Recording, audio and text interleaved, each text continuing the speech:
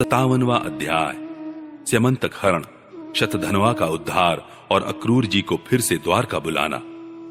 श्री सुखदेव जी कहते हैं, परीक्षित, यद्यपि भगवान श्री कृष्ण को इस बात का पता था कि लाक्षागृह की आग से पांडवों का बाल भी बांका नहीं हुआ है, तथापि जब उन्होंने सुना कि कुंती और पांडव जल मरे, तब उस समय का कुल परंपरोचित व्यवहार करने के लिए वे बलराम जी के साथ हस्तिनापुर गए। वहां जाकर भीष्म पितामह, कृपाचार्य, विदुर, गांधारी और द्रोणाचार्य से मिलकर उनके साथ संवेदना सहानुभूति प्रकट की और उन लोगों से कहने लगे, हाय हाय, यह तो बड़े ही दुख की बात हुई। भगवान श्री कृष्ण के हस्तिनापुर चले जाने से द्वारका में अक्रूर और कृतवर्मा को अवसर मिल गया। उन लोगों ने शतधनवा से आकर कहा, तुम सत्राजित से मणि क्यों नहीं छीन लेते? सत्राजित ने अपनी श्रेष्ठ कन्या सत्यभामा का विवाह हमसे करने का वचन दिया था और अब उसने हम लोगों का तिरस्कार करके उसे श्री कृष्ण के साथ ब्याह दिया है। अब सत्राजित भी अपने भाई प्रसेन की तरह क्यों न यमपुरी में जाए? शतधनवा पापी था और अब तो उसकी मृत्यु भी उसके सिर पर नाच रही थी। अक्रूर और कृतवर्मा के इस प्रकार बहकाने पर शतधनवा उनकी बातों में आ गया और उस महादुष्ट ने लोभवश सोए हुए सत्राजित को मार डाला। इस समय स्त्रियां अनाथ के समान रोने चिल्लाने लगी, परंतु शतधनवा ने उनकी ओर तनिक भी ध्यान न दिया। जैसे कसाई पशुओं की हत्या कर डालता है, वैसे ही वह सत्राजित को मारकर और मणि लेकर वहां से चंपत हो गया। सत्यभामा जी को यह देखकर कि मेरे पिता मार डाले गए हैं, बड़ा शोक हुआ और वे हाय पिताजी, मैं मारी गई, इस प्रकार पुकार पुकार कर विलाप करने लगी। बीच बीच में वे बेहोश हो जाती और होश में आने पर फिर विलाप करने लगती।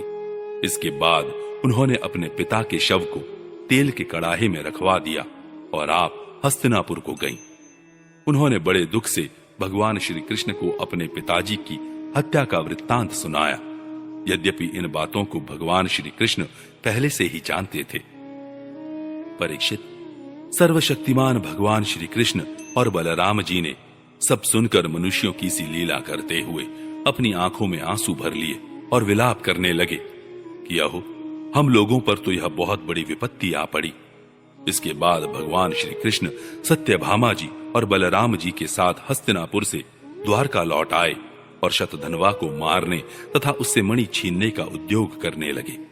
जब शतधनवा को यह मालूम हुआ कि भगवान श्री कृष्ण मुझे मारने का उद्योग कर रहे हैं, तब वह बहुत डर गया और अपने प्राण बचाने के लिए उसने कृतवर्मा से सहायता मांगी।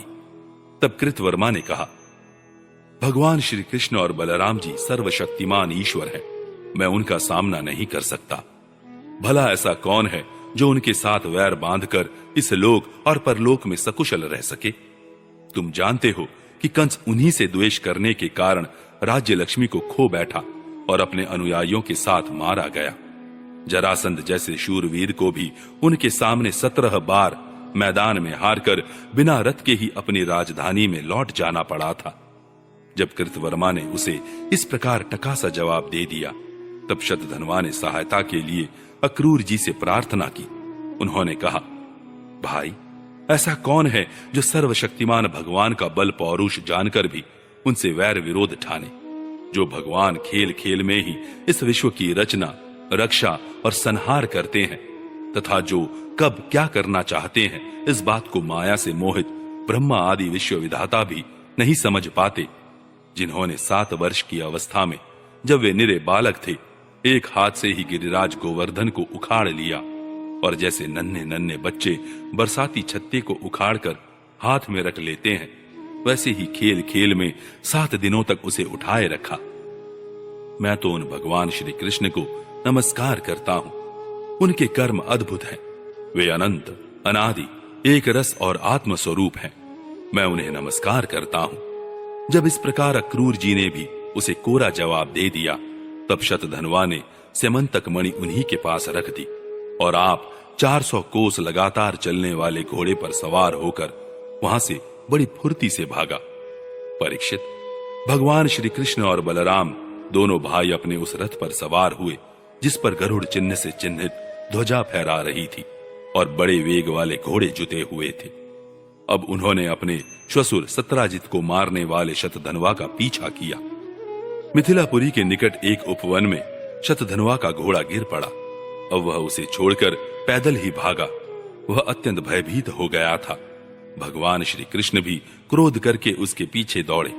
शतधनवा पैदल ही भाग रहा था, इसलिए भगवान ने भी पैदल ही दौड़कर अपने तीक्ष्ण धार वाले चक्र से उसका सिर उतार लिया और उसके वस्त्रों में सिमंतक मणि को ढूंढा, परंतु जब मणि मिली नहीं, तब भगवान श्री कृष्ण ने बड़े भाई बलराम जी के पास आकर कहा, हमने शतधनवा को व्यर्थ ही मारा, क्योंकि उसके पास सिमंतक मणि तो है ही नहीं। बलराम जी ने कहा, इसमें संदेह नहीं कि शतधनवा ने सिमंतक मणि को किसी न किसी के पास रख दिया है। अब तुम द्वारका जाओ और उसका पता लगाओ। मैं विदेह राज से मिलना चाहता हूं, क्योंकि वे मेरे बहुत ही प्रिय मित्र हैं। परीक्षित, यह कहकर यदुवंश शिरोमणि बलराम जी मिथिला नगरी में चले गए। जब मिथिला नरेश ने देखा कि पूजनीय बलराम जी महाराज पधारे हैं, तब उनका हृदय आनंद से भर गया। उन्होंने झटपट अपने आसन से उठकर अनेक सामग्रियों से उनकी पूजा की। इसके बाद भगवान बलराम जी कई वर्षों तक मिथिलापुरी में ही रहे। महात्मा जनक ने बड़े प्रेम और सम्मान से उन्हें रखा। इसके बाद समय पर धृतराष्ट्र के पुत्र दुर्योधन ने बलराम जी से गदा युद्ध की शिक्षा ग्रहण की। अपनी प्रिया सत्यभामा का प्रिय कार्य करके भगवान श्री कृष्ण द्वारका लौट आए और उनको यह समाचार सुना दिया कि शतधनवा को मार डाला गया, परंतु स्यमंतक मणि उसके पास न मिली। इसके बाद उन्होंने भाई बंधुओं के साथ अपने श्वसुर सत्राजित की वे सब और्ध्वदैहिक क्रियाएं करवाईं, जिनसे मृतक प्राणी का परलोक सुधरता है। अक्रूर और कृतवर्मा ने शतधनवा को सत्राजित के वध के लिए उत्तेजित किया था। इसलिए जब उन्होंने सुना कि भगवान श्री कृष्ण ने शतधनवा को मार डाला है, तब वे अत्यंत भयभीत होकर द्वारका से भाग खड़े हुए। परीक्षित, कुछ लोग ऐसा मानते हैं कि अक्रूर के द्वारका से चले जाने पर द्वारका वासियों को बहुत प्रकार के अनिष्टों और अरिष्टों का सामना करना पड़ा। दैविक और भौतिक निमित्तों से बार बार वहां के नागरिकों को शारीरिक और मानसिक कष्ट सहना पड़ा। परंतु जो लोग ऐसा कहते हैं, वे पहले कही हुई बातों को भूल जाते हैं। भला यह भी कभी संभव है कि जिन भगवान श्री कृष्ण में समस्त ऋषि मुनि निवास करते हैं, उनके निवास स्थान द्वारका में उनके रहते कोई उपद्रव खड़ा हो जाए। उस समय नगर के बड़े बूढ़े लोगों ने कहा, एक बार काशी नरेश के राज्य में वर्षा नहीं हो रही थी, सूखा पड़ गया था। तब उन्होंने अपने राज्य में आए हुए अक्रूर के पिता श्वफल्क को अपनी पुत्री गांधिनी ब्याह दी। तब उस प्रदेश में वर्षा हुई।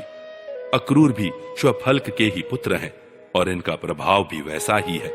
इसलिए जहां जहां अक्रूर रहते हैं, वहां वहां खूब वर्षा होती है तथा किसी प्रकार का कष्ट और महामारी आदि उपद्रव नहीं होते।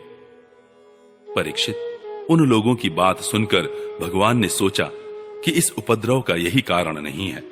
यह जानकर भी भगवान ने दूत भेजकर अक्रूर जी को ढूंढवाया और आने पर उनसे बातचीत की। भगवान ने उनका खूब स्वागत सत्कार किया और मीठी मीठी प्रेम की बातें कहकर उनसे संभाषण किया। परीक्षित, भगवान सबके चित्त का एक एक संकल्प देखते रहते हैं। इसलिए उन्होंने मुस्कुराते हुए अक्रूर से कहा, चाचा जी, आप दान धर्म के पालक हैं। हमें यह बात पहले से ही मालूम है कि शतधनवा आपके पास वह स्यमंतक मणि छोड़ गया है, जो बड़ी ही प्रकाशमान और धन देने वाली है। आप जानते ही हैं कि सत्राजित के कोई पुत्र नहीं है, इसलिए उनकी लड़की के लड़के, उनके नाती ही उन्हें तिलांजलि और पिंडदान करेंगे, उनका ऋण चुकाएंगे और जो कुछ बच रहेगा उसके उत्तराधिकारी होंगे। इस प्रकार शास्त्रीय दृष्टि से यद्यपि स्यमंतक मणि हमारे पुत्रों को ही मिलनी चाहिए, तथापि वह मणि आपके ही पास रहे, क्योंकि आप बड़े व्रतनिष्ठ और पवित्रात्मा हैं तथा दूसरों के लिए उस मणि को रखना अत्यंत कठिन भी है। परंतु हमारे सामने एक बहुत बड़ी कठिनाई यह आ गई है कि हमारे बड़े भाई बलराम जी मणि के संबंध में मेरी बात का पूरा विश्वास नहीं करते। इसलिए महाभाग्यवान अक्रूर जी, आप वह मणि दिखाकर हमारे इष्ट मित्र बलराम जी, सत्यभामा और जामवती का संदेह दूर कर दीजिए और उनके हृदय में शांति का संचार कीजिए। हमें पता है कि उसी मणि के प्रताप से आजकल आप लगातार ही ऐसे यज्ञ करते रहते हैं जिनमें सोने की वेदियां बनती हैं।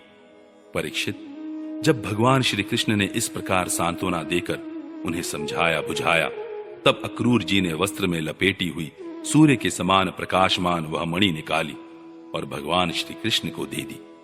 भगवान श्री कृष्ण ने वह स्यमंतक मणि अपने जाति भाइयों को दिखाकर अपना कलंक दूर किया और उसे अपने पास रखने में समर्थ होने पर भी पुनः अक्रूर जी को लौटा दिया। सर्वशक्तिमान सर्वव्यापक भगवान श्री कृष्ण के पराक्रमों से परिपूर्ण यह आख्यान समस्त पापों, अपराधों और कलंकों का मार्जन करने वाला तथा परम मंगलमय है। जो इसे पढ़ता, सुनता अथवा स्मरण करता है, वह सब प्रकार की अपकीर्ति और पापों से छूटकर शांति का अनुभव करता है।